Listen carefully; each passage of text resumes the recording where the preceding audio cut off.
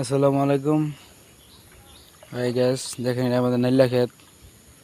অর্ধেক তলাই গেছে গঙ্গায় পানি উঠিয়া, যে মাছ বাজানো জাল পাচ্ছে, পানি হয়ে গেছে চড়াতে। এটা আমাদের চর, এটা টান, এটা চর গঙ্গের। পানি ভরে গেছে,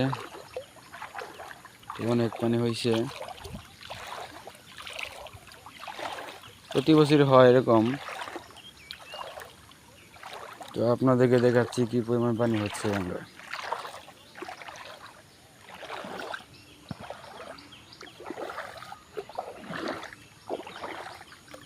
দেখেন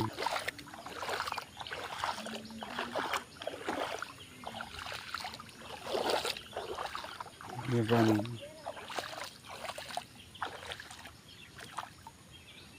অনেক পানি হয়ে গেছে।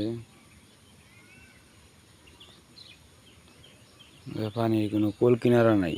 ওই পাশে উপরে পানি উঠে পড়ছে টানে জমিতে।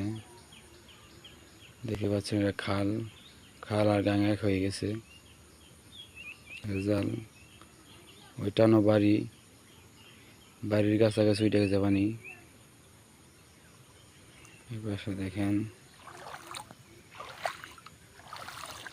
ওই গান মুসুর, ওই পাশে পানি উঠে গেছে। আর এক হাত উঠলেই ওই পাশে ওই পারে টানো পানি উঠবে।